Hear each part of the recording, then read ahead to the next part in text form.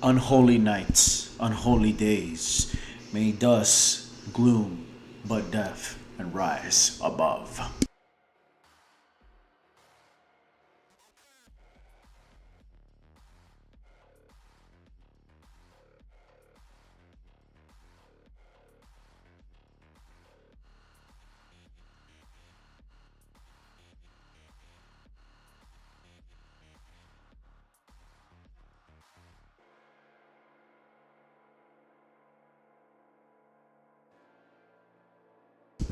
All right, let's get this going.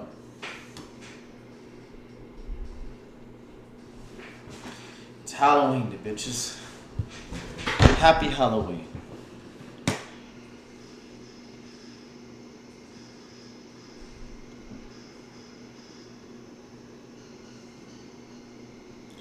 It's Halloween, everybody. All right, let's get this going.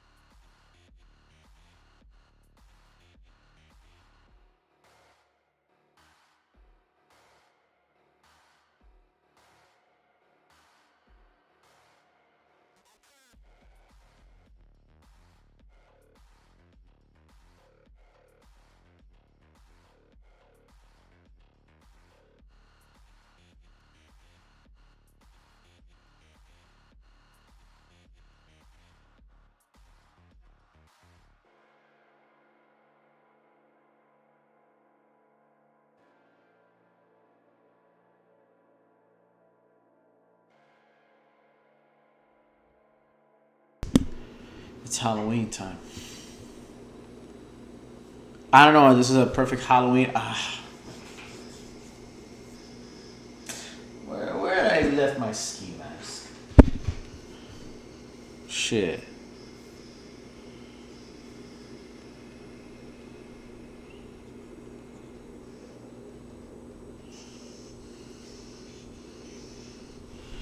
Man.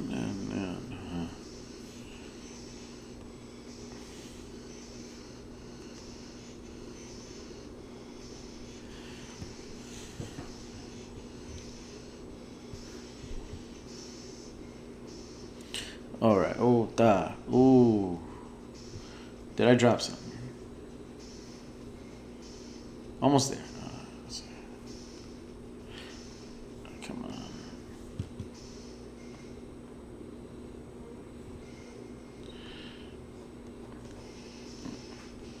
As y'all know, anybody's watching this, yes. Happy Halloween, everybody. Happy Halloween. I'm Element Reptile, or you can call me whatever you want. Element Reptile, Camilo Element Reptile, or another name I'm probably going to switch to Skr, which is, I know, Skr! Skr! No, but, yeah, I'm an artist. I'm a digital artist, illustrator. I haven't done much animations, but I don't think that doesn't matter at this point. It's Halloween.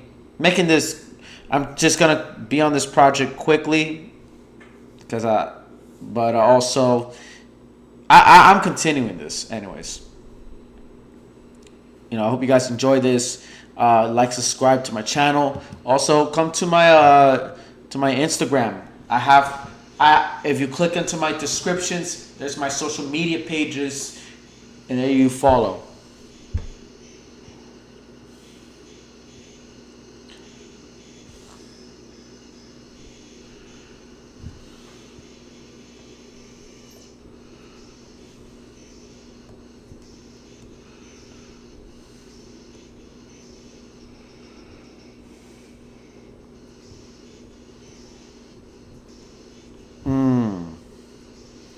What else?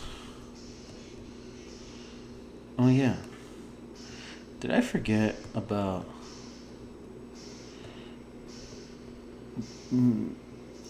gray? You're running gray.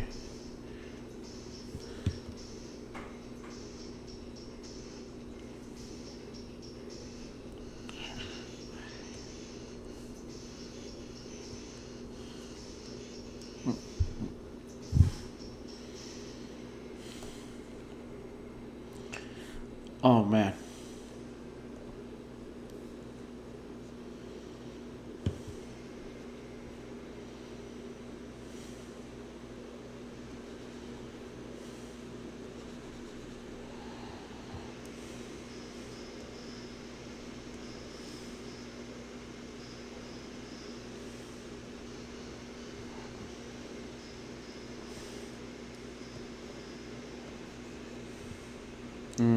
Right here.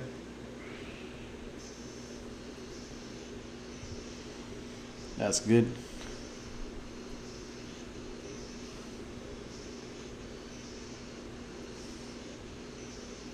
Oh yeah.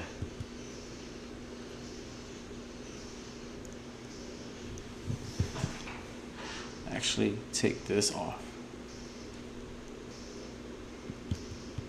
Or did I miss a damn hair? I missed a motherfucking hair. Oh. Yeah, I did. Yeah, buddy. Yeah, buddy, I did. I missed the hair strand. I missed the hair strand. Alright, so an ammo. Something better on an ammo. What did I miss over here? And did I miss over here? Fuck. Unless I did something wrong.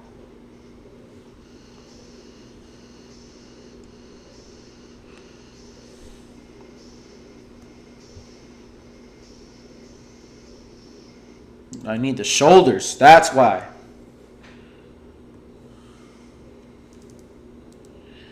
Fuck, I need the shoulders.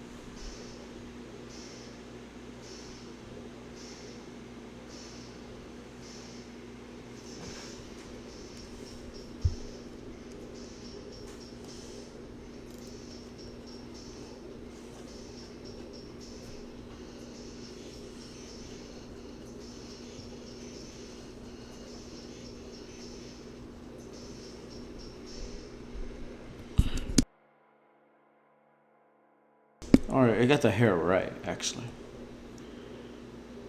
Or the hard light. I'm not spreading the hard light right, that's why.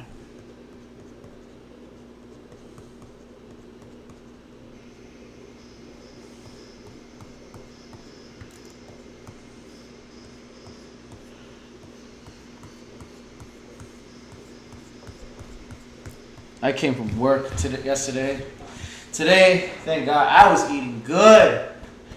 I didn't need to eat anything like in the house today.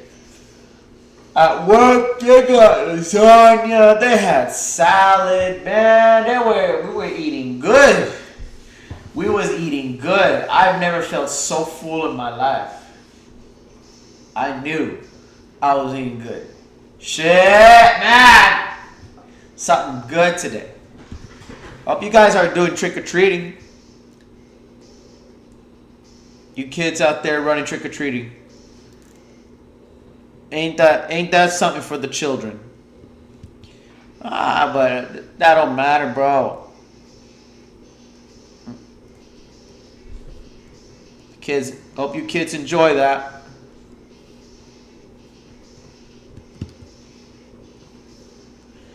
No, I don't know.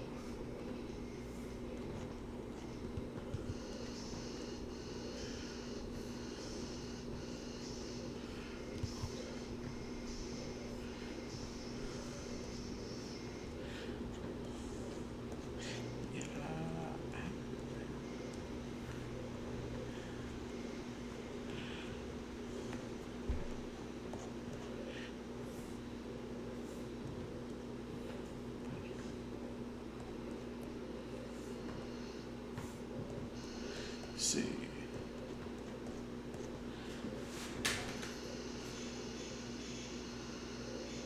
You stay up, boy.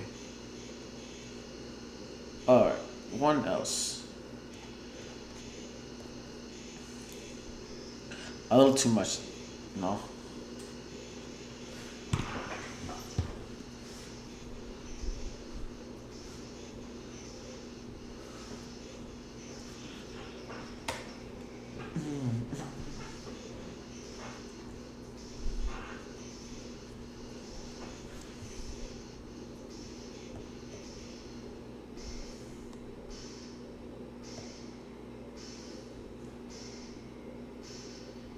Or maybe I'm gonna use this. I'm gonna use soft rounds for the shadows.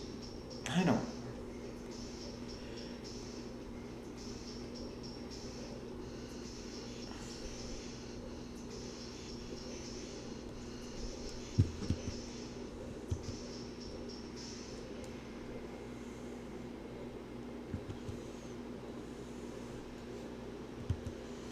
Oh. Hell. I guess it's too late. I guess it's too late, boy. Cause how the fuck? How am I supposed to jam on that? How am I supposed to crash on that?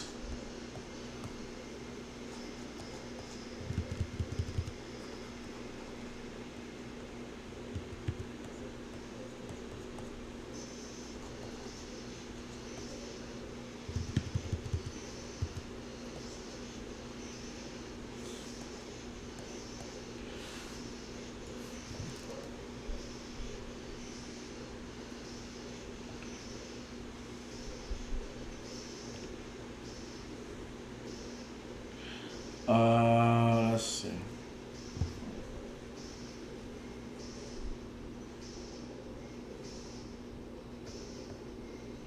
No.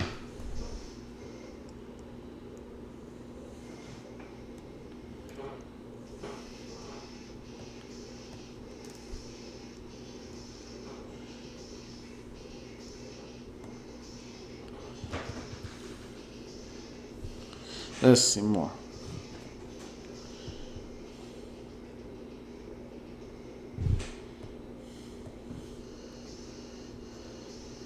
Oh no, no, it's more like dark brown actually.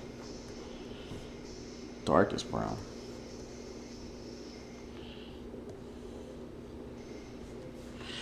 Alright. I'm getting copyright strikes right now. This track is probably banned in 3 countries. This is gonna be the next one.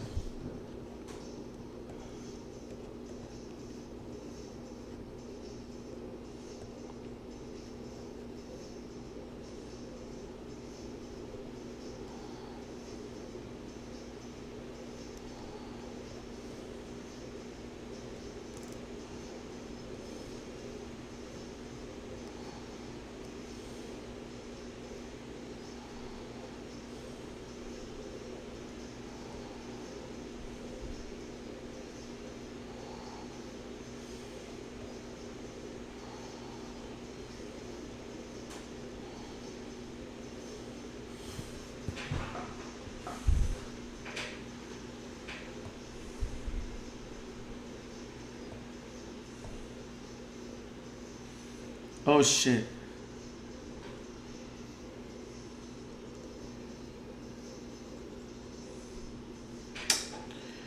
What the hell, man?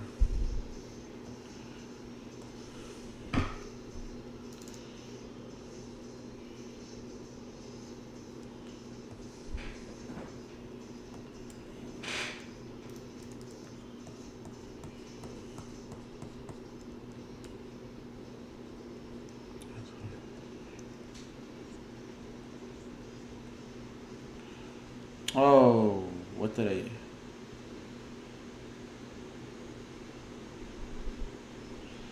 Wait, hang on. What did I go wrong? Oh no.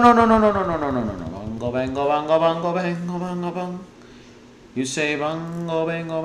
You wanna need the gong? Oh no. Oh no.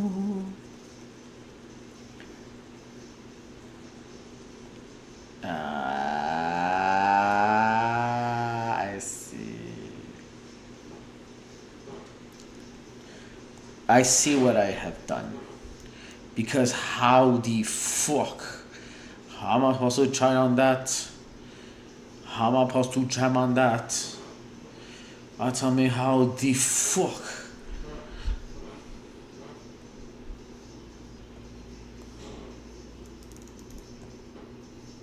Yamek.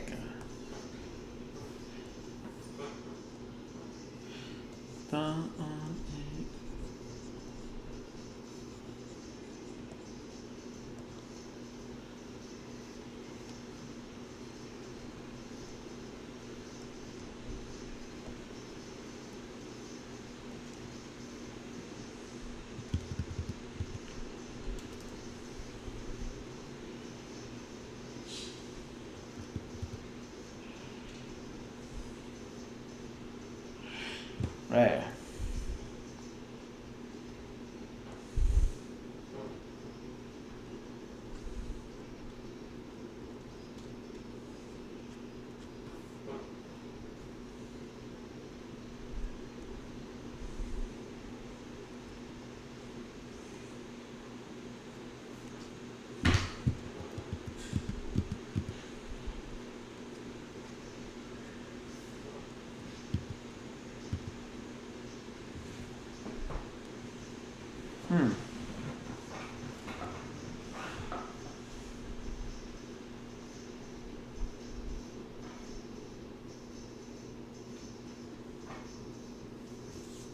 Let me.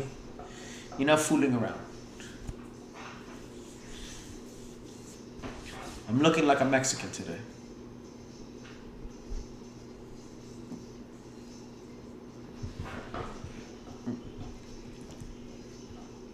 Sorry. Okay, let's see what else.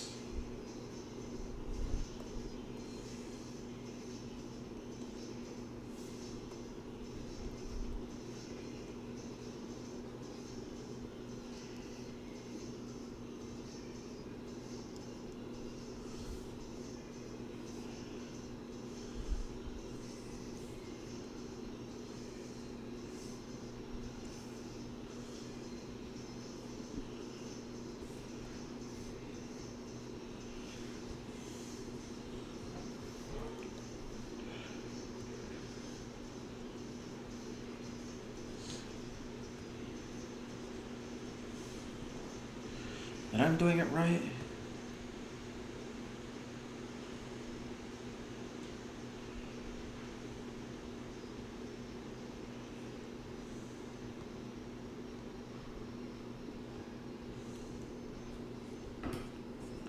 Am I really doing it right or what?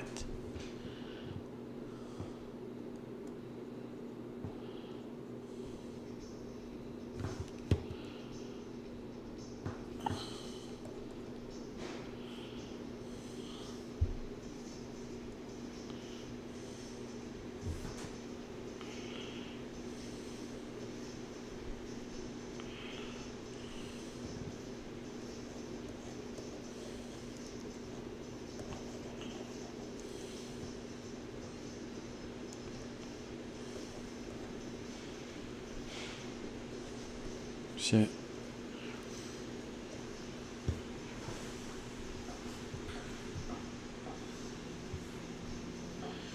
Halloween, man.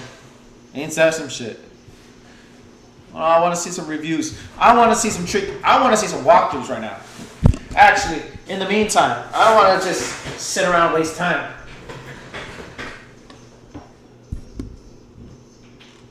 Oh yeah, you talk about Halloween in Japan. Oh shit.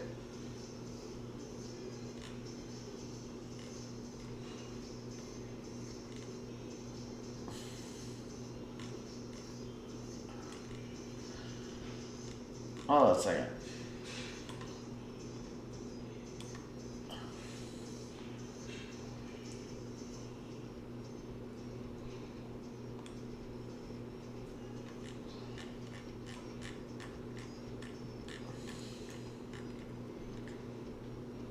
Oh yeah, here we go.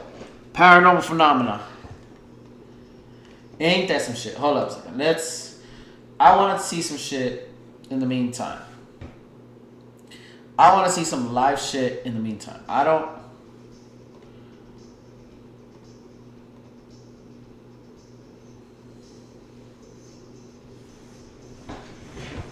While I'm drawing. It's Halloween, baby. Come on. I'm also going somewhere else too, quickly. So I'm just trying to get. So I'm probably working on this.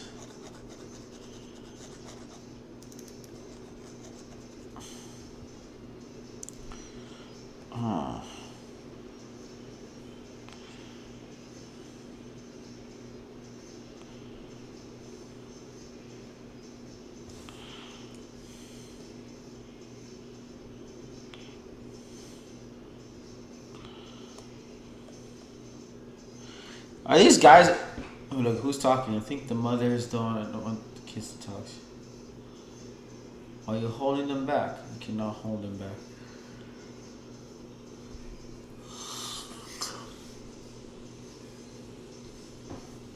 Most of these paranormal investigators, like, they do all this crazy technology. They don't capture the ghost. But for some reason,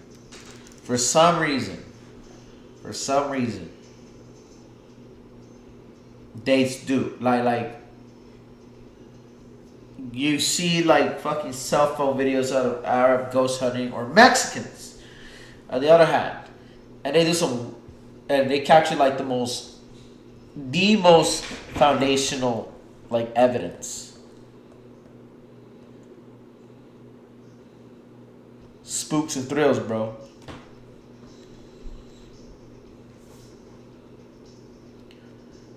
But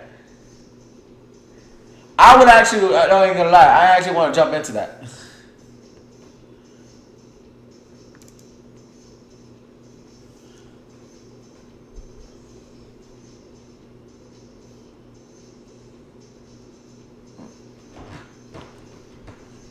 Sorry.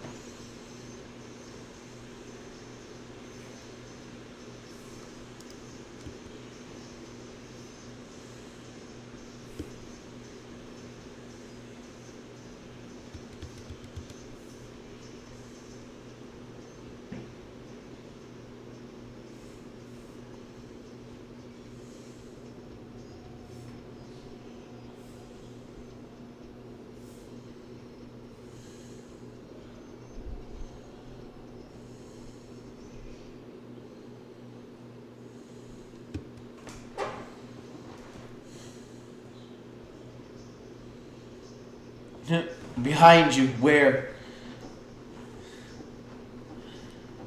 Sure.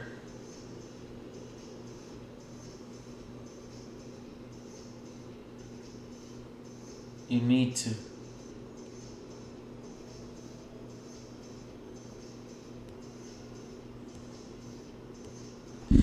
Oh, yeah, I hear what the bullshit is people saying. What are these people bullshitting saying?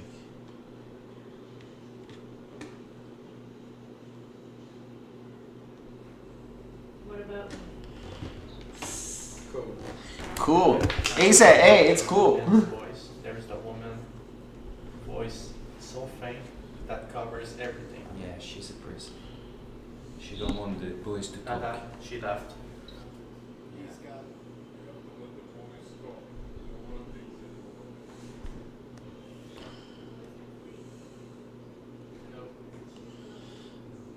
She's mad.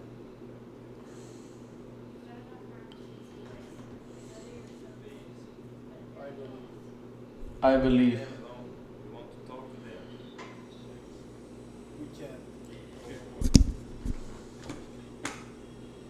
It might be the most creepiest feeling out there where you're trying to use it in the spirit box and you hear just these robotic voices trying to translate like specific voices that you hear out of like spirits and shit. It must be very unsettling when you first use it and you're like, I get that shit out of my ears, bro. I'm freaking out. But then I'm pretty sure, and then time after time, you know, they probably like got used to it. I mean, they probably had years of experiencing this.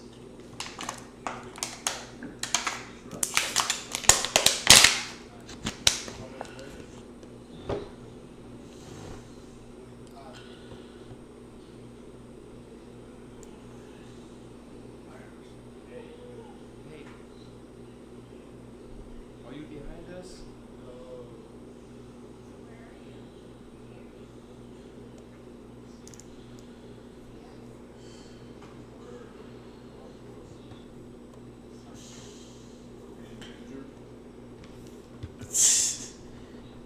Why am I hearing Batman music? I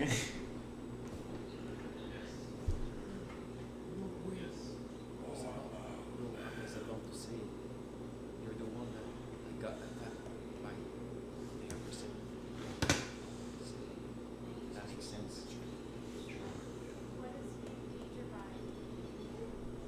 Hmm?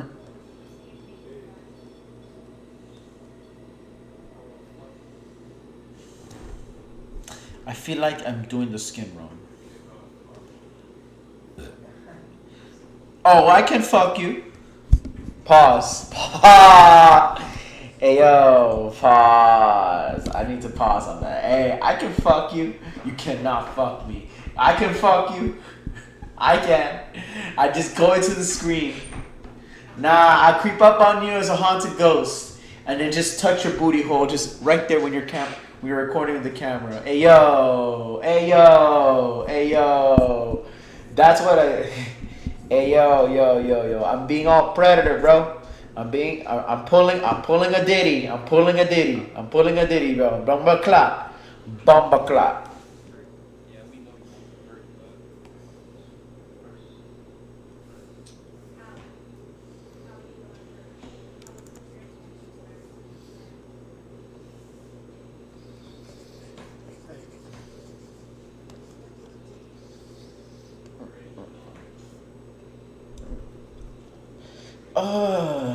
Fuck.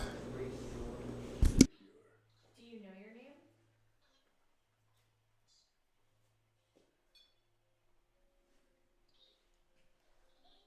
What's her name? I heard a man said maybe and a woman screamed no. that's the mother. Yeah. Maybe Like instantly. she's still there. Do you want us to go somewhere specific in the jail tonight? What the fuck? Someone touch you? Yeah, I got touch here. No way. What? It does like that. He gets you. Oh my god, he just said he touched you! That's what he said? What the heck? So you're saying that he pulls a ditty? Holy shit. The ghost pulling ditty. The ghost is pulling a ditty. It's Halloween, so.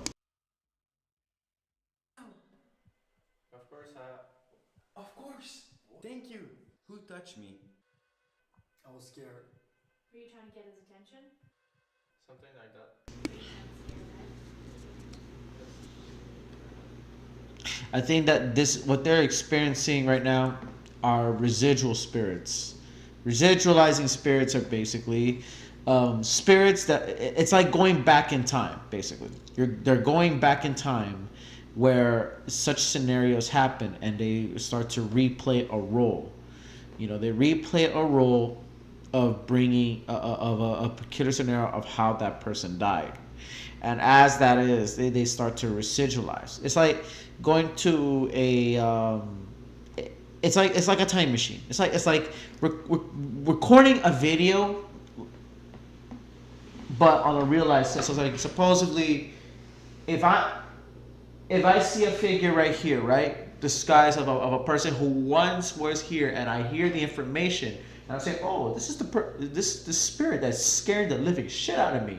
He's right there looking, and he's coming by, grabbing something, and go. Right? And then I wait and I see the same guy going the next hour. Then he's doing the same thing. He's grabbing and go before his death, and I hear him or her screaming.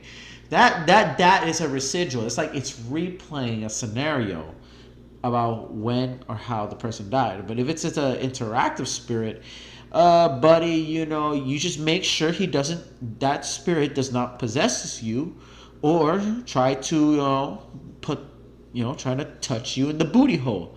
That's one thing. We trying to touch you in the dookie hole. You find a run, G. You find a run.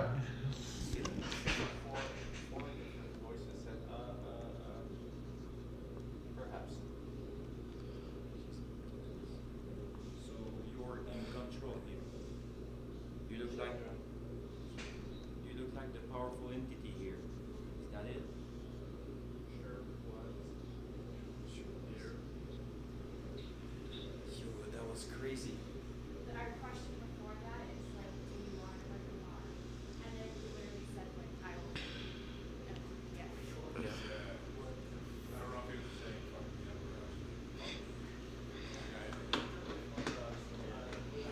He's saying, fuck me.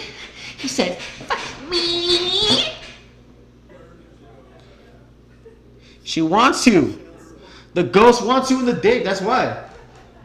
She wants to get it, to stick it in. Spirits want to stick it in on a Filipino like you, bro. That's what's happening.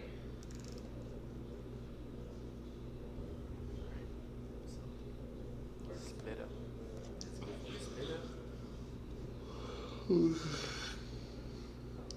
The split up. Upstairs, they have left us the dark side.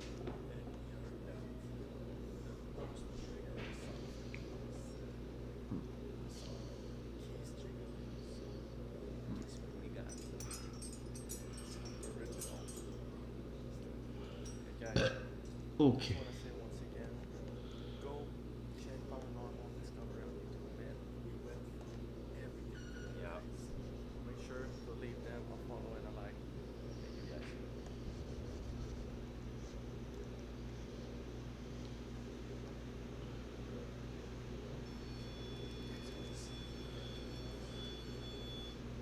Oh shit.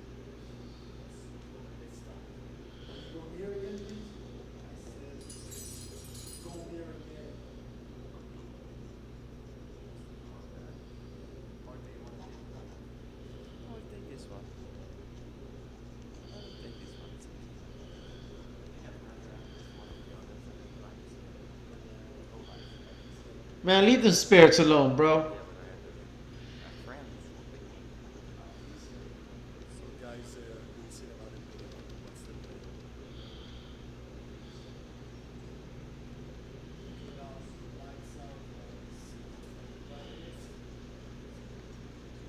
He said, lights out, bitches.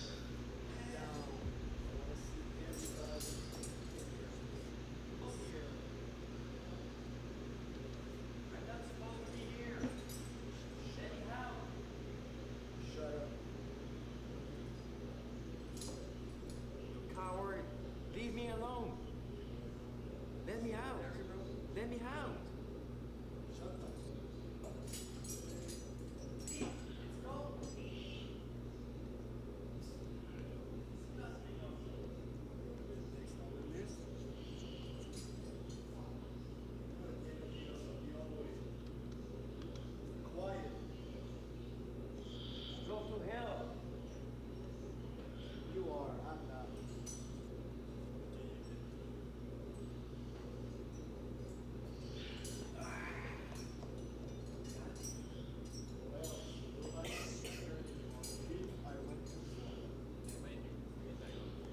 He's like, oh, I went too far. Next day.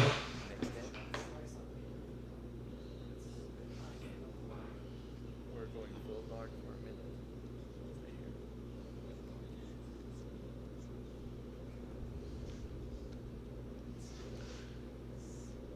Ooh. Oh, hell yeah, it's dark.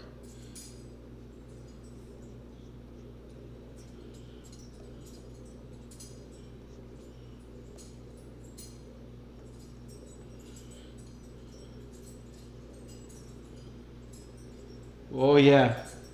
Imagine that.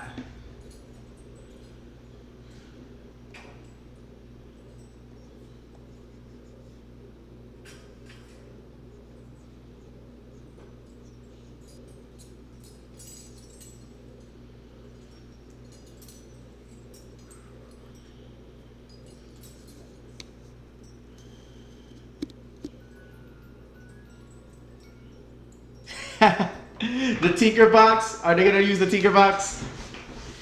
Are these idiots gonna use the Tinker box?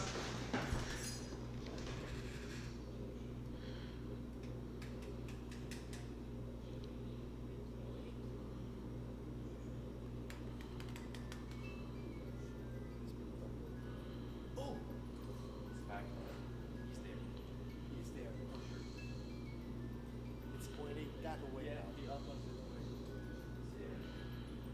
Who is that? That's the crazy. Got your attention. How? How? Can you tell us your name? Stop hiding. Tell us your name. Emilia. Emilia. You didn't have any name. Thank you, Emilia. Just move away, please. Stop that. Yeah, move away, please. It twitched. Yeah, move away, please. Don't talk to you, I swear. Emilia, move away, please. Cannot be like this. He's just like, no, bro. Yeah, you got my attention. All right, bitch. Come at me. I'm in your attention. That's what she's saying. That's what she's saying. That's what the spirit's saying. Are you still here?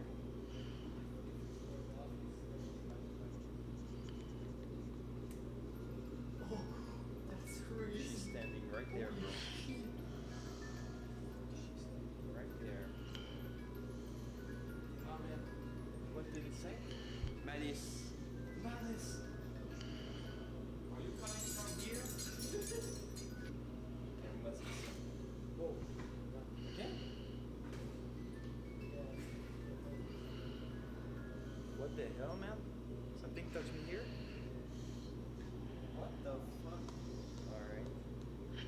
Really? Maybe she's like this, like, hey, yo. It's like, hey, yo, can you... I'm right here, nigga. I'm right here. I'm right here. They're touching you, bro. It's like, I'm right here. What is that? What is that? What is that? Fat no baby. That's what they're saying right now. Stop.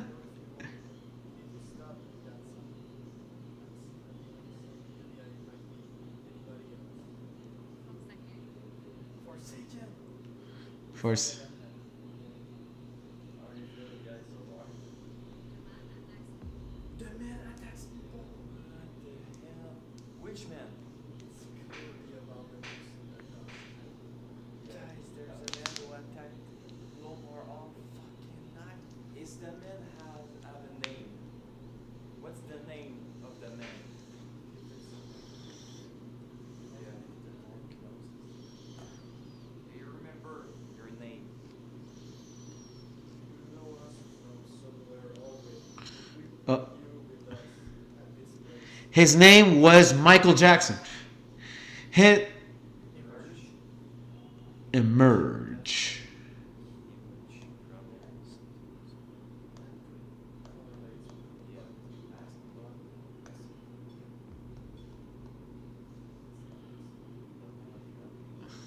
Emerge from where? We get this somewhere, so maybe it's not that long. Somebody- For real.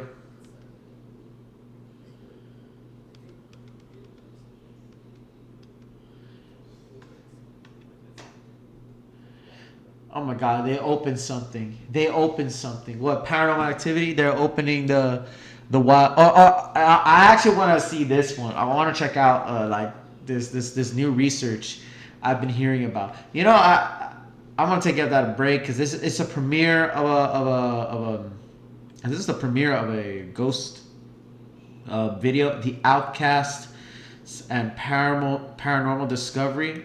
This one is quite a one. Part 2, the energy turns even darker. Oh, okay, yeah. This is a preview, but it's Halloween, bro. Yo, guys, people of the back, bro. Let me watch some good Halloween stuff.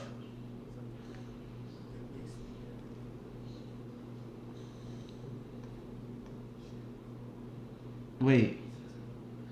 Oh yeah, the what?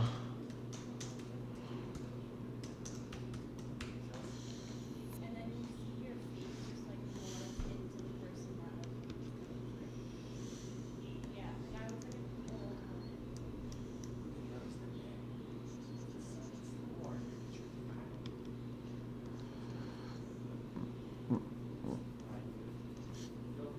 Who are you? You've been attacking us. My name is George. Oh shit. He said, "My name is George. Hi, I'm George, nigga." Like, I'm George, nigga. George who? George Floyd. George Floyd. Dude,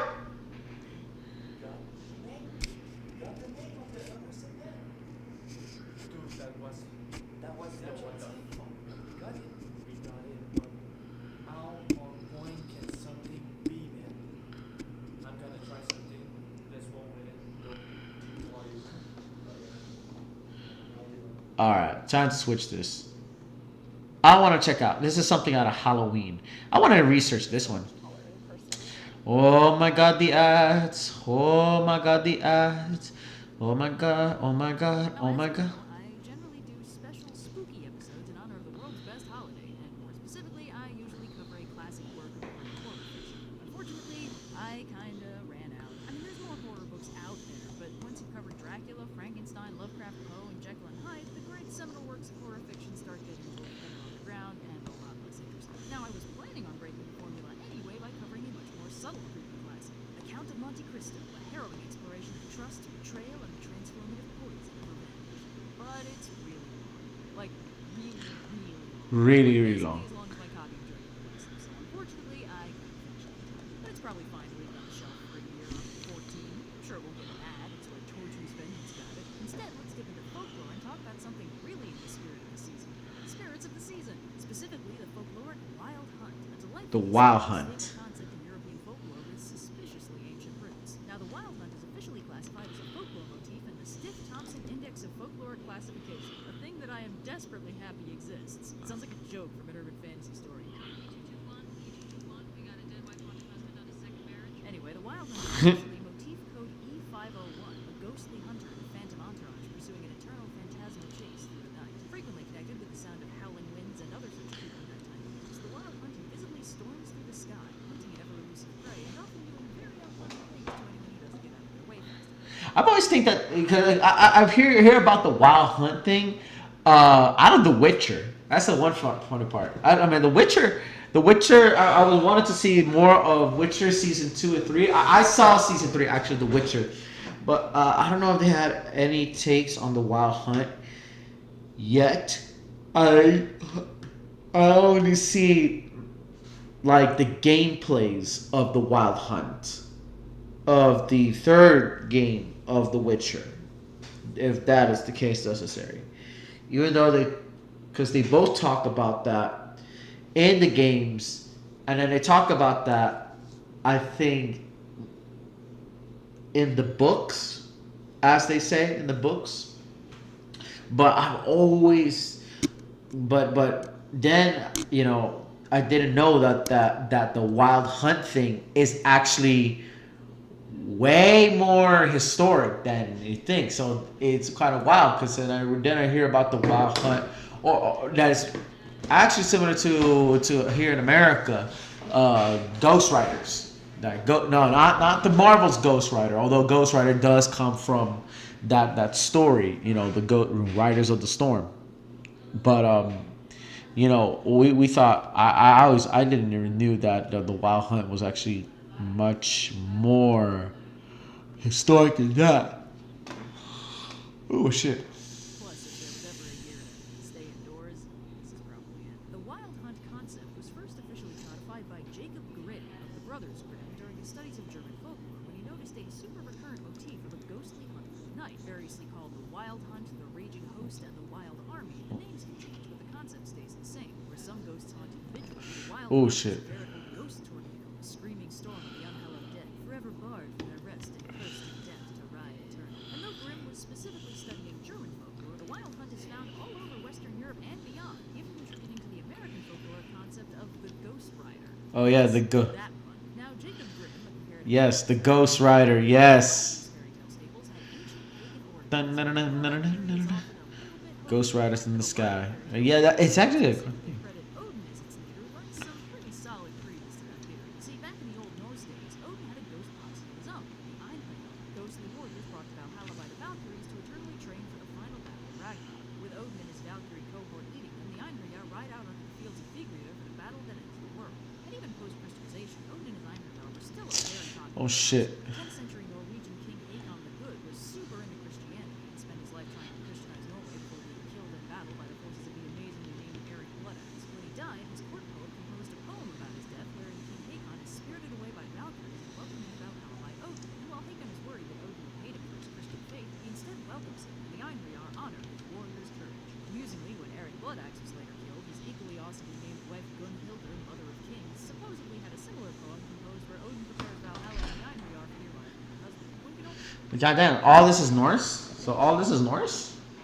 imagine the up and dinner conversations. And bonus fun fact, Odin's ghostly host might have been originally based on a real group of warriors attested by Tacitus in his Germania way back in the Odyssey. This group, the Hari, painted their shields and bodies black and attacked on dark nights as shadowy phantom armies to very effectively confound and terrorize their enemies. 8 centuries and a lot of mythologization later, the story of this ghostly shadow army could easily transform into a phantom host in service to Odin. The fact that Einherjar is etymologically connected to Hari supports this theory, although Hari just means warrior and Einherjar just means those who fight alone, so it maybe doesn't support it that much. Anyway, while Scandinavian kings of the turn of the millennium loved them some Valhalla, Grimm thinks that the general opinion might have soured a bit after a few centuries of Christianization. In the early days, the Norse gods were still very familiar. They weren't quite being worshipped, but they still had a very strong presence in the social landscape. Many gods were explicitly connected with natural phenomena like Thor's anger through the thunder or Odin's night rides with the howling night winds, serving as constant physical reminders of these familiar figures. But as centuries passed in the new paradigm, the old gods became unfamiliar,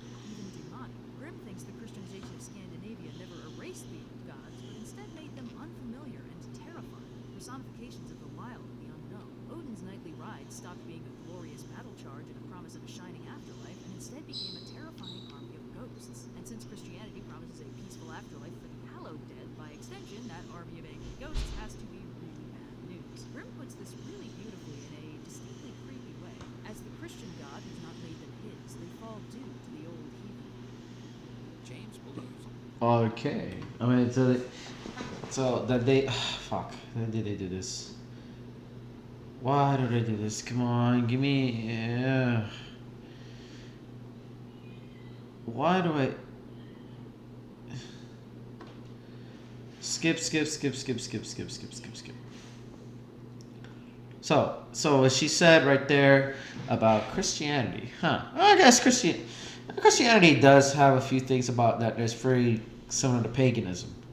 When Christianity came to Europe, right, they were all pagan rituals that they kind of had to blend in.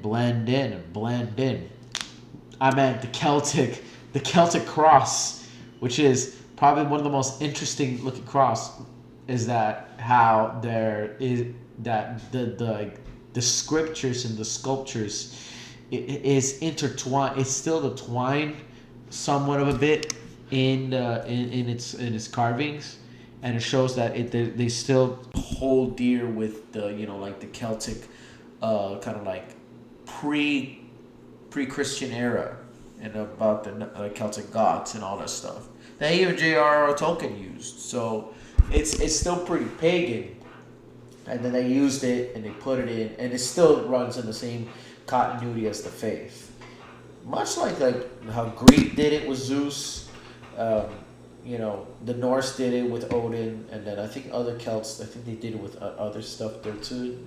I don't know, but it becomes correlated, and then therefore stories and spirits that they manifest, like egregores, start to kind of like manifest in the story that humans see fit. I think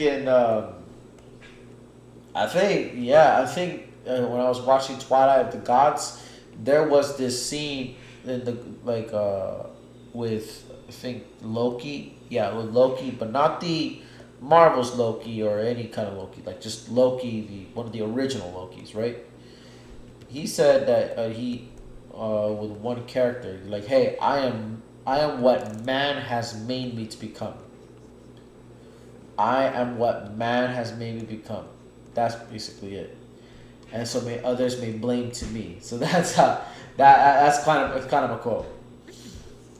Unhallowed, unbaptized, or otherwise bad dead fall into the waiting arms of the old pagan gods and join their host instead. But despite this extremely creepy framing, the Wild Hunt is not always strictly an antagonistic force. One folktale begins with a drunk peasant walking home through the woods. He hears the cry of the Wild Hunt behind him and a voice telling him to get out of the way, and when he doesn't, the Hunt Master crashes down out of the sky in front of him. The huntsman tosses a chain at the peasant and challenges him to a game of tug of war. But when he takes off into the sky, the peasant quickly ties the chain around a nearby oak. Impressed by the peasant's apparently prodigious strength, or at least weight, the huntsman tries and fails 2 more times, and as a reward for the peasant's cunning, he butchers a stag and gives him the meat. The peasant, without any other way to transport it, is forced to carry it in one of his boots.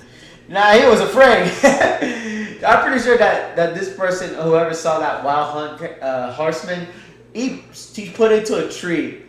I think that the Wild Hunt rider, is probably stupid. He's probably stayed up in the sky for so long that I forgot that there's a potential that that we humans improvise. Maybe he's just stupid. He walks home with it, the boot becomes heavier and heavier, and he eventually reaches his house, whereupon he finds the boot is now full of gold. General consensus is that this huntsman is Odin, or Wotan if you want to be old High German about it, and the boot full of gold is probably a remnant of a much older story, because it's a little too weirdly specific otherwise. This general format is pretty common in folktales. A mysterious and potentially malevolent supernatural entity challenges the hero to an impossible task, and when they succeed, usually through cunning or trickery, the entity rewards them. But the Wild Hunt specifically seems to have a habit of rewarding people with gifts of gold, specifically gold that doesn't initially look like gold. We'll see more of this later. There's a few other consistent themes about the hunt. It's very common to frame as a punishment. So they're basically getting paid with con. They're basically paying with fake gold and fake money. Oh shit, you got a real monopoly over here, bro. Caught up usually is a caution.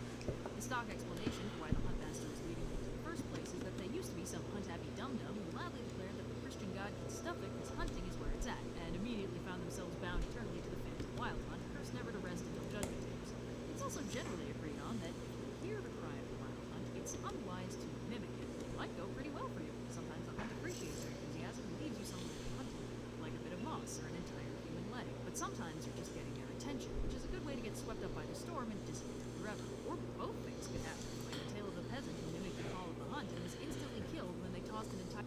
For real. Get instantly killed. Also, you get attracted to it. Like the spirits of the dead. And then it's like The Witch. It's so different. So basically, this is like a whole different part of The Witcher. And of course, I've never watched this show in my life. Some people kind of recommended it, if in a way they call Teen Wolf from MTV. Yeah, Teen Wolf. Teen Wolf from MTV talked about it too. About the I think that was the last season. It's like okay, guys. All right, let's put the final boss together, bro. Should we do this? This guy went up against werewolves, vampires, skinwalkers, all this and da da da da da da. Fine to do this? No? Fine, we'll do it anyways. Ghost Riders, aka The Wild Hunt. And then that became the second season. I don't know what happened to the main character to it. Yet again, I never even watched that, so why do I even talk about it? I'm just hearing about it, that The Wild Hunt was... I thought The Wild Hunt was something out of The Witcher. And it's like, damn, some really cool designs of these guys. Bro, what about the Dark Watchers? They got some badass design. They look so fucking fire. You know? Only to realize there's something actually historic and true about them. I'm like, oh, what happened? Hire horse flank down as champion. It's also very common for a hunter to ride a white horse, which is interesting because Odin's steed, Sleipnir, is very specifically gray. Now, while the base concept of the Wild Hunt seems to have originally evolved from Odin and his Einherjar, Odin is not always the huntsman leading it. Although Grimm does believe a lot of the supposed hunt leaders are actually just corruptions or bynames of Odin. For instance, several stories describe the hunt being led by a dead nobleman named Hackelberg or Hackelberg, which seems to be derived from the Old Norse word Hekla, meaning armored or cloaked one, which he thinks is just an epithet for Odin, corrupted and confused into being another figure entirely. But not every hunt leader is Odin. I'm so happy to be back.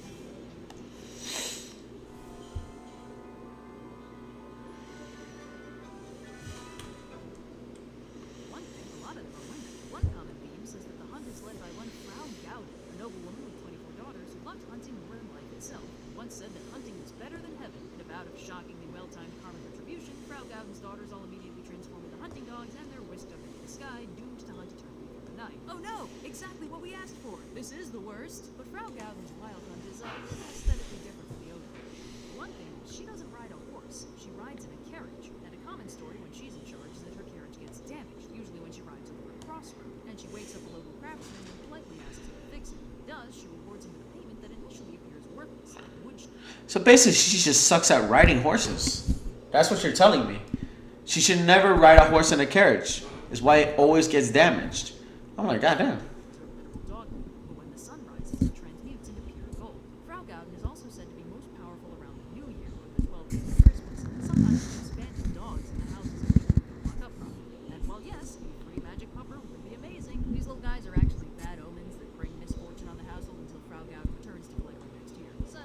So hellhounds, basically. Pretty standard winter is spooky logic always rules on that one. There's another hunt mistress found in Alpine folklore known as Bergta, who's quite different from Gauden. Her name either means hidden or the bright one, and either translation makes sense, and she's described as being completely swathed in bright white robes. Bergta, like Gauden, also appears around the 12 days of Christmas, but that's where the similarities end. Gauden is a stately noblewoman, while Bergta is at best horrifically old and wizened, while some stories paint her as physically monstrous with mismatched limbs and animalistic features. But Bergta isn't just another pretty face. She also cares for the souls of unbaptized children, which ties in well with Grimm's theory that the old gods take the dead that the new god won't touch. Bergta also serves the important role of enforcing taboos, like a ban on spinning during the winter holidays or eating anything but fish and gruel on a feast day. And in Bavarian and Austrian folklore, she supposedly rewarded well-behaved children and servants with silver coins. This kind of ties into the same theme as Odin with the boot full of gold, an intimidating figure punishing transgressions but richly rewarding good behavior. Now, Grimm theorizes that Gauden and Bergta are actually both offshoots of a very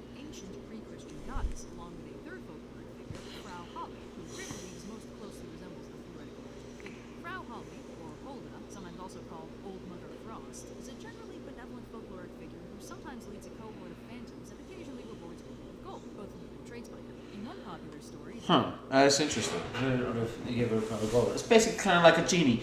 It's like a watcher kind of thing. Okay. So, you know, I do the good deeds. You pay me good. I rather get. If I do good deeds, I rather get paid. No. If I do good deeds, I rather get paid. No. All right, come on. I'll be a good man. Just get paid me $100 because I'm on goddamn debt.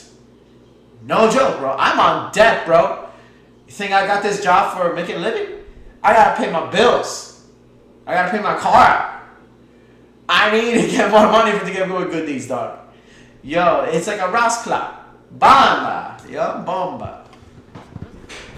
a young girl who lives with her stepmother and stepsister accidentally drops her spindle down a well and jumps in after her, only to find herself transported to an unfamiliar meadow. She finds an oven with bread baking, and the bread asks to be taken out before it burns. She obliges, then finds an apple tree that asks her to harvest the apples. She does. Finally, she comes to a small house with a friendly old woman who calls herself Frau Holly and says she can stay if she does her housework. After obliging, the girl agrees. Frau Holly warns her to be extra diligent shaking out the feather bed because that's what causes snow back in the real world, and the girl dutifully does her job. Eventually, she gets a little bit homesick, and Frau Holly sends her home with a spindle she dropped, along with another gift. Every time she talks, the gold drops out of her mouth. It's a bit uncomfortable, honestly, but it's better than what her stepsister gets. When she jumps down the well and tries to earn the same reward without actually helping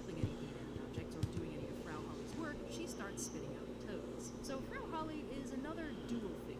She fits the general folkloric role of rewarding good stuff and punishing bad stuff, often with gold. She's also connected with spinning and weaving, like Bertha, is sometimes said to be the caretaker of dead children, and leads a host of phantom spirits. She has a festival in midwinter, and the other connections to the season are pretty obvious. She literally makes it snow. It's her job. Many folklorists believe she's a relic from a pre-Christian. I wonder if there should be a really, really good movie.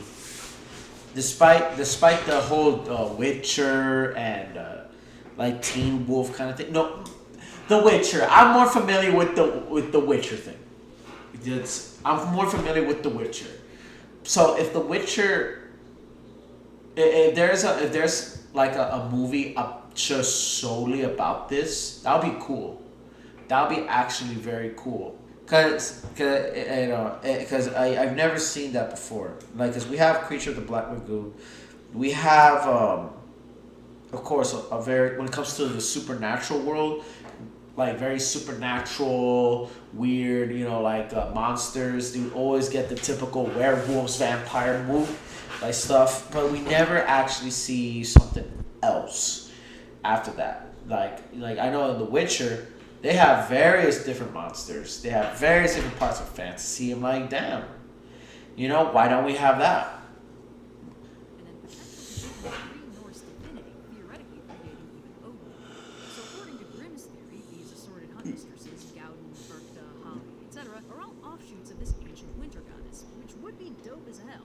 Obviously, this is a little hard to confirm, but the three figures do share a lot of similarities. Gold, midwinter, Oh. of course, hashtag just girly things. But like I said earlier, the Wild Hunt is not just a German thing. In Scandinavia, it's called Odin's Hunt, which is pretty self-explanatory and follows the cover. But in Old English, it was called the Herla, meaning Herla's assembly. Well, who's Herla? Herla? Barely know. Well, aside from being probably secretly Odin, which is kind of a given, Herla is a legendary king of the Britons, the pre-Saxon Celtic inhabitants of England. According to 12th century English/Welsh author Walter Map, King Herla, modernized from his Old English name Herla Kinnin, strikes a deal with a dwarf. The dwarf will attend his wedding, and then 1 year later, he'll attend the dwarf's wedding. The dwarf brings wedding gifts and provisions and is an absolute mom and guest, and then a year later, Herla travels underground to the dwarf king's realm and spends 3 days at the wedding party. When he leaves, the king gives him a small bloodhound and warns him not to get off his horse until the dog gets him. Dogs. Friendly insurance. God damn, these ads. Is there something better about this? Because it was a very interesting documentary I was wanting to watch. But damn, these ads are really getting on my nerves. God damn. Okay, let me see something. It was when their Okay, this is a better. This should be a better one. nights, medieval Europeans locked their doors in terror and refused to look at the sky. Why? Because the Wild Hunt was coming. A ghostly army led by gods, demons, or cursed kings. For over 1,000 years, stories of these spectral riders spread across Europe.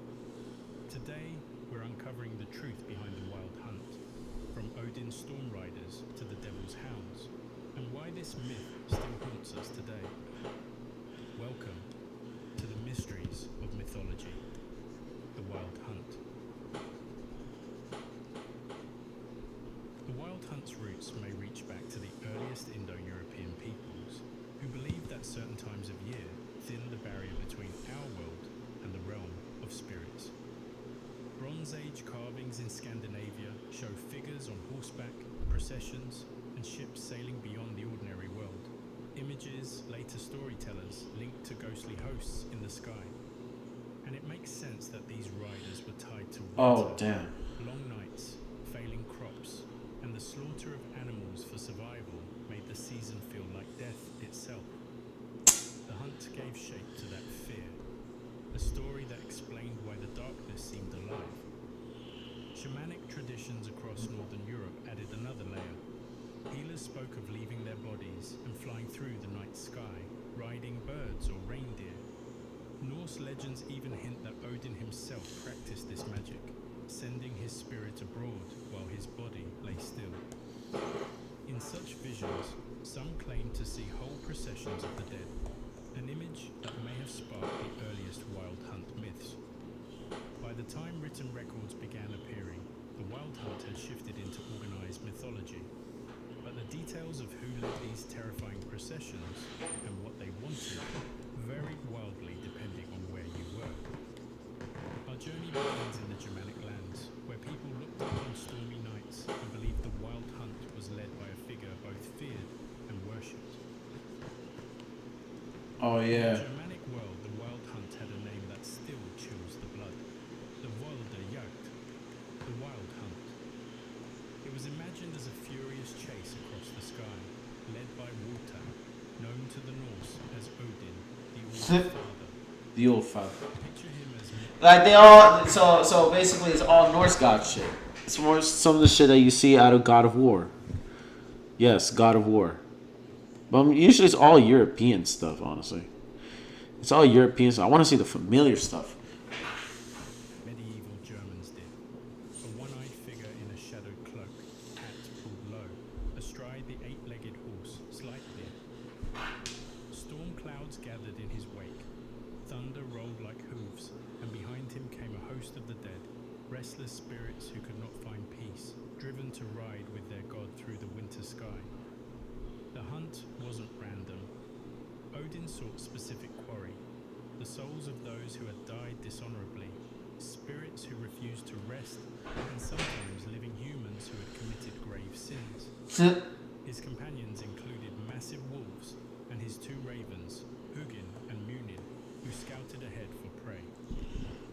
In What which would be also quite interesting too. I mean, I would see which they could put a big in games where you see just random bystanders just like either doing their own, whatever they're doing, and then like a god comes down and just like, okay, I'm gonna get your ass, you know, for that, and I'm gonna do whatever I want with you for that. And I'm like I want to see that. I don't know if there's any scenes like that ever happening.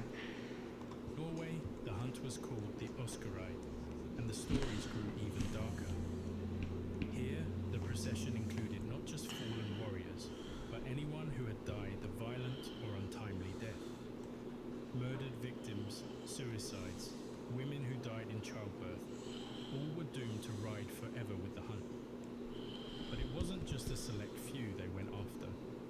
Folklore from Norway tells of the Oscarei carrying off farmers who never returned, while Jacob Grimm's collections mention travelers forced to ride with the Wildejagt until they collapsed. The Vildiat. Some stories even spoke of mortals returning years later, unchanged in age, as if they had spent decades in another world. Others were never seen again. That's that I think that's also a reference to like the legend that I guess from as they said in the games, because I talked about that in the games. I think that shit is in that they're from another dimension. They cross from other dimensions and shit. Like these are not actual like demons and shit, but they're just people from another dimension, and it cross over and all that kind of good stuff. That's what I thought. I'm hearing from the games. I'm hearing from video games, bro. I played The Witcher 3, okay? So that's what I was thinking about. Mansion, now I believe that eventually we have the Wild Hunt. I'm thinking, oh shit, maybe these characters are well fitted in video games, especially like World of Warcraft. Ooh, damn, World of Warcraft. Damn, I forgot about that World of Warcraft. Do they have characters in that? Yes, they do. Dungeons and Dragons as well. Oh shit. And the danger didn't end there. To glimpse the hunt was said to be one of the worst omens imaginable, a sign of plague, famine, or even your own death. Some tales warned that anyone caught in the rider's path could be swept away, doomed to ride with them for eternity. Others told of mortals who stood their ground. A few were rewarded with gold for their bravery, but most were cursed, their only hope of release lying with a priest or a wise one. One way or another, the hunt never left without a prize. Fuck! Because of the free ad Come on, dog, with these ads, man. Bro, I'm like, it's getting annoying with these ads sometimes, bro. It's getting real annoying with these ads.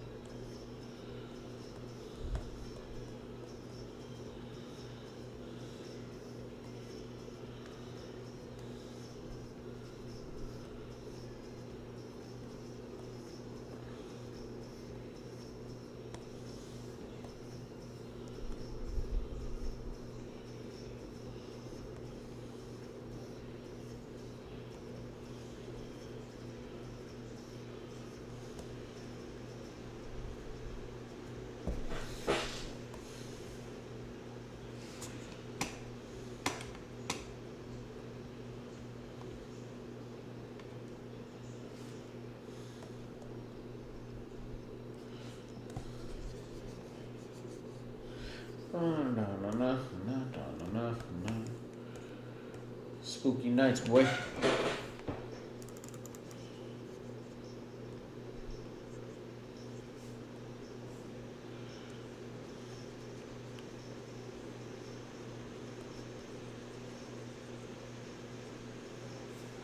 Okay, I have a feeling.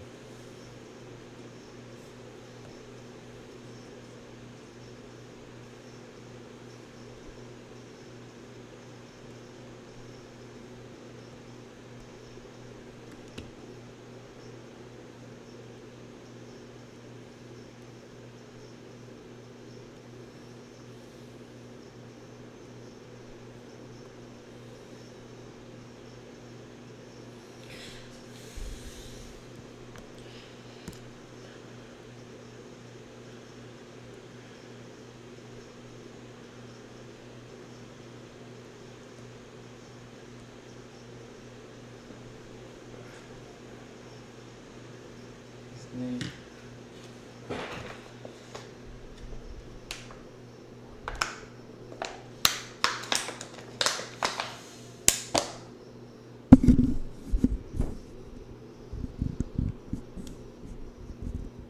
Oh boy.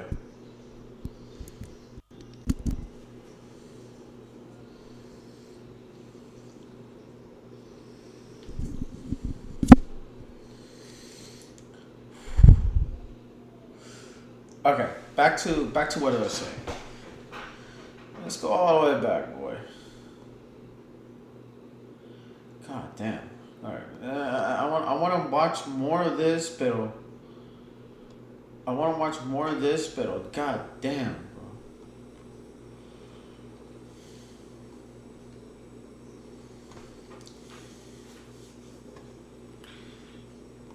The house is spin.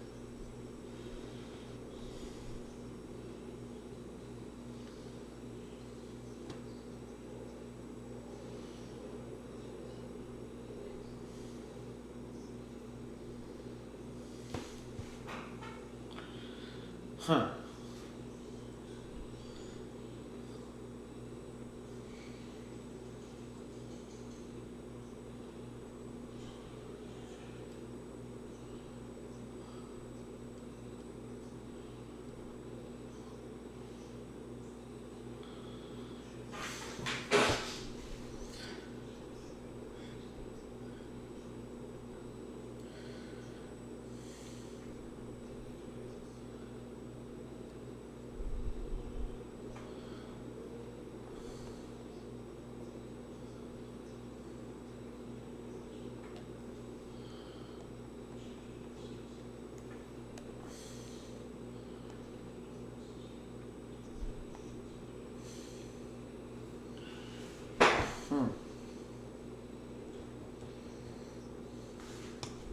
Wait. Past, praying they wouldn't be noticed by the All-Father's burning gaze. But not every Germanic wild hunt was led by Odin. In some places, the riders followed powerful women. One story tells of Frau Gauden, a noble woman who loved hunting so much Oh no, I already she seen said it. it was better than heaven. As punishment, she and her daughters were cursed to ride forever, with her daughters turned into ghostly hounds. Another tale speaks of Berchtha, a winter spirit dressed in white, who punished lazy people but rewarded the hardworking with silver coins. And there was Frau Holle, remembered as Old Mother Frost, who shook out her featherbed to make it snow and sometimes appeared with a host of spirits. Other regions named different leaders. In Germany, people told of Count Hackelberg, a nobleman so devoted to hunting that he was cursed to ride forever. In Wales, the hunt was said to follow Gwyn ap Nuth, the king of Anwyn, ruler of the Otherworld. Some traditions even claimed the biblical Cain wandered at the head of the riders, punished for eternity. Cain? Nah. King Hurla, I a don't think so. legendary figure, was remembered as leading a phantom army through the countryside. Each tale reshaped the hunt, giving it new faces but the same terror. But across the sea, the Celts had their own version, one even more chilling, with hounds whose howls could freeze a soul. Huh. That's an ability. That's an ability, boy.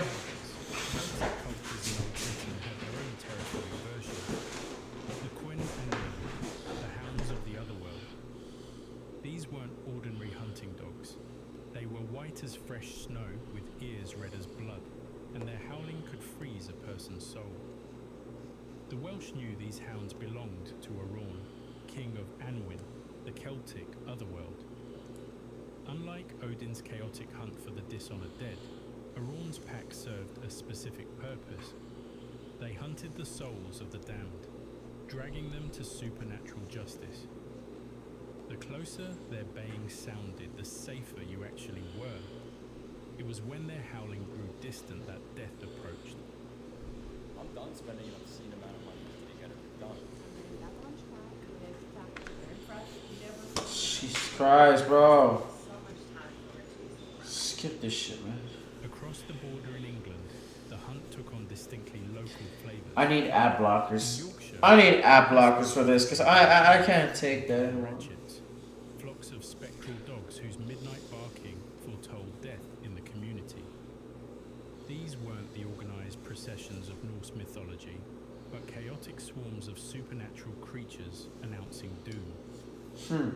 The most famous English variant centered on Herne the Hunter, said to haunt Windsor Forest. Medieval chronicles describe him as a ghostly figure with antlers, leading phantom deer and spectral hounds through the royal hunting grounds. Unlike divine figures like Odin, Herne was distinctly mortal in origin, a royal huntsman who somehow became trapped between life and death. One version of the story says that Herne served in the court of Queen Elizabeth I. After being accused of witchcraft and disgraced, he was found hanging from an oak tree in Windsor Forest. His death was a scandal, but it was only the beginning. Locals whispered that his ghost never left the woods.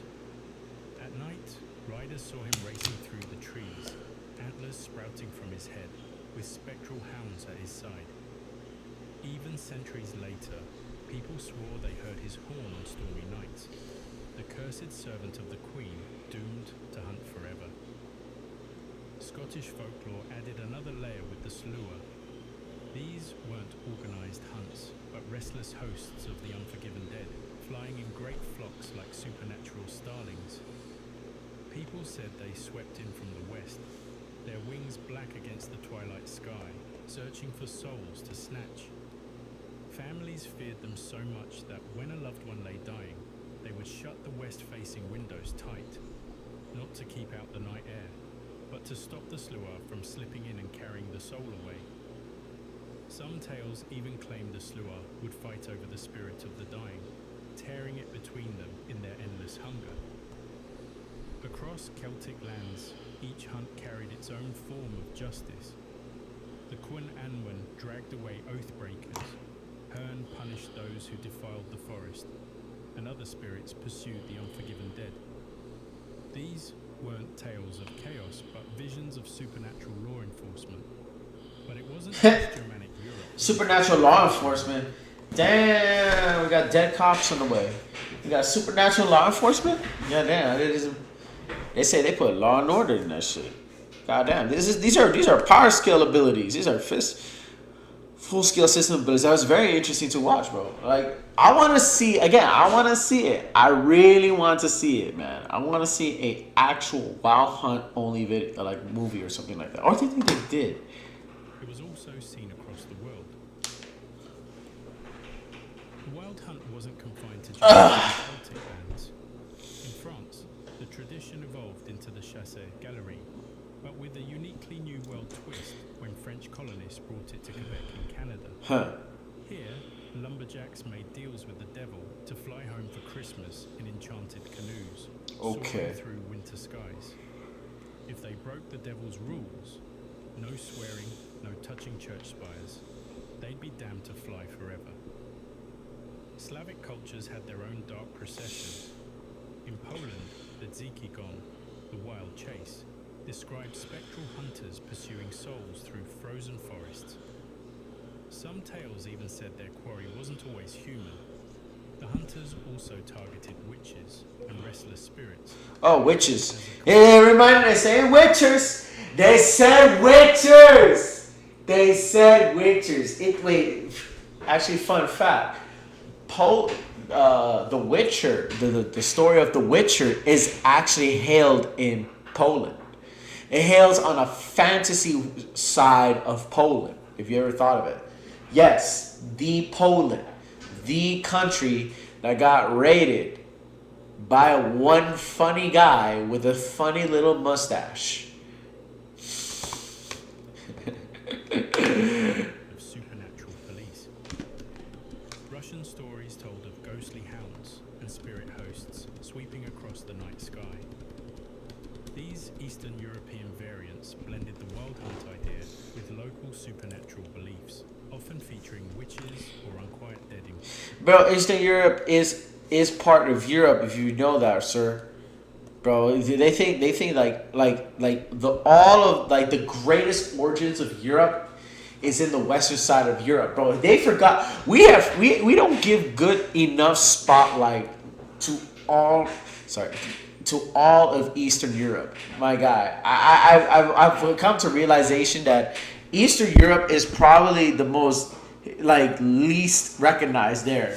While they are at the same core area as of Europe.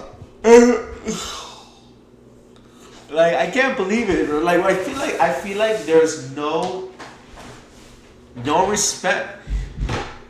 There's no respect. There is no respect to people of Eastern Europe, bro. Sorry about that. I thought I was hearing the door. No, yeah. There's a partner. We're having a little get together coming in, so that's why. Come on. In Italy, stories of the wild Oh, mixed with Italy. Roman beliefs. People said the goddess Diana once led groups of women through the countryside at night. But when Christianity spread, these rides were no longer seen as holy. They were recast as dangerous, paving the way for the church to transform the hunt into something darker. Even regions without strong hunting traditions found ways to adapt the mythology. In some coastal folklore, ghostly ships carrying the drowned dead were said to sail across storm clouds, transforming the hunters into seafarers of the sky. The hunt had transformed from horsemen and hounds into spectral vessels, but the core concept remained: supernatural beings crossing the boundary between sky and earth, bringing otherworldly terror to mortal observers. So if it's across around the world, then the wild hunt is basically a creed or some sort. Okay, I guess it is a true army. It's a kingdom. It's a kingdom of the dead. Basically hell. Just running around. Hey, we don't have any more room, right? Yeah, let's go find and snatch some people alive, bro. Ha!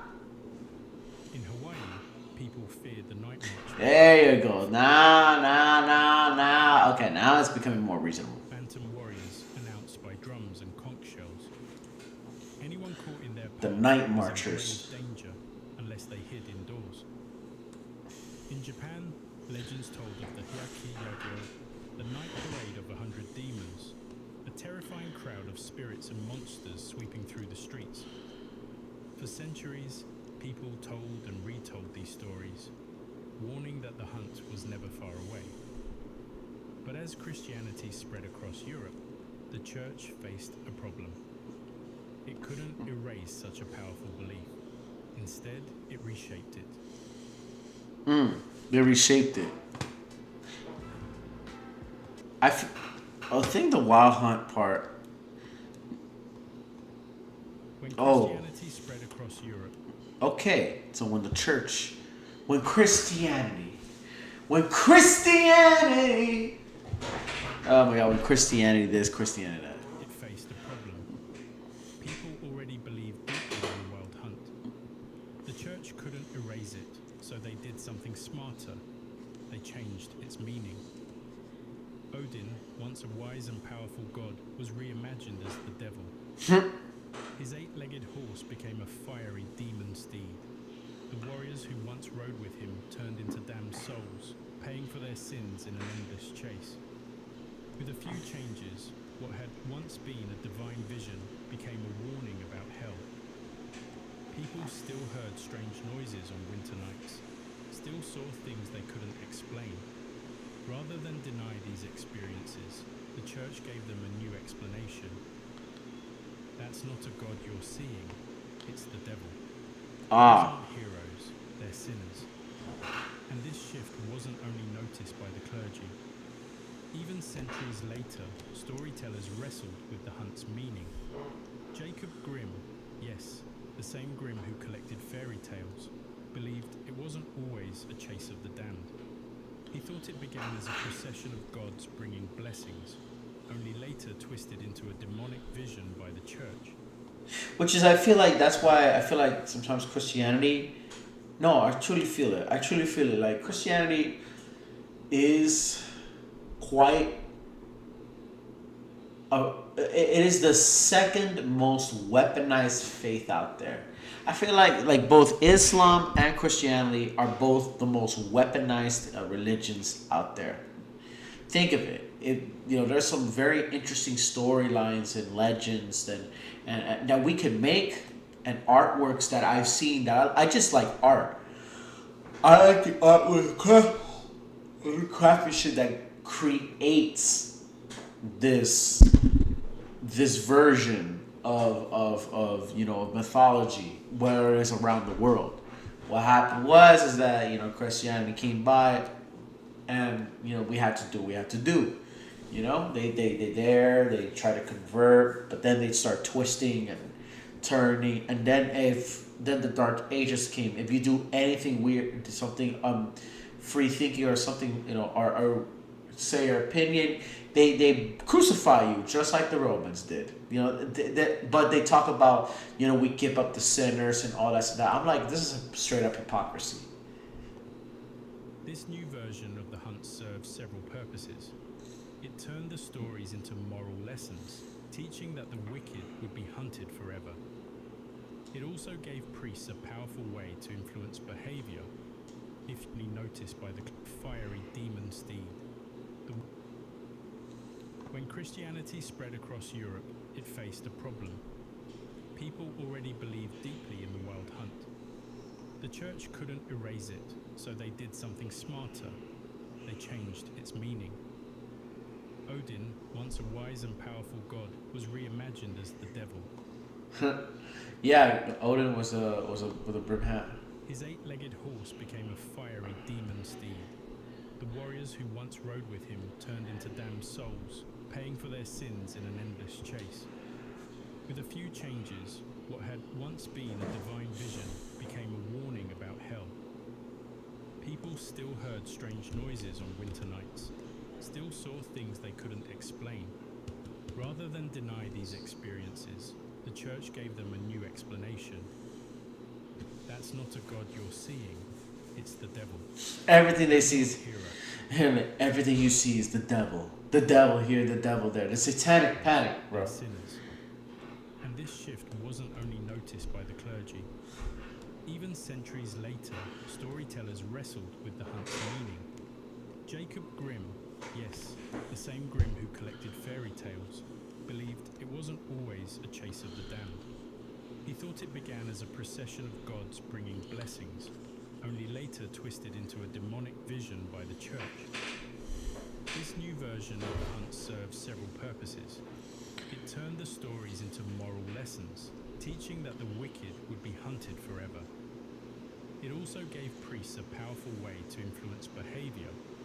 If you sinned, you risked joining the hunt yourself. Some church writings even attacked older beliefs directly. The Canon Episcopi, for example, said women who thought they rode with the goddess Diana were actually victims of demonic trickery. The church framed these processions not as divine adventures, but as dangerous illusions.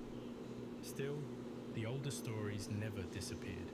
In many regions, Odin kept his traits as a seeker of wisdom, and local saints or folk figures sometimes took over as hunt leaders. This mix of pagan and Christian ideas meant the Wild Hunt survived, but in a new form, half old myth, half church warning. That's why the legend remains so strong.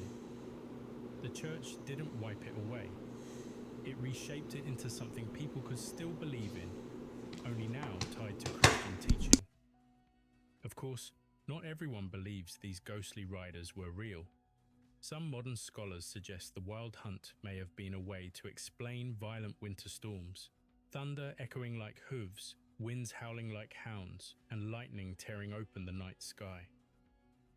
In a world of fear and darkness, it was easy to picture a phantom army riding across the clouds. And that vision never truly left us.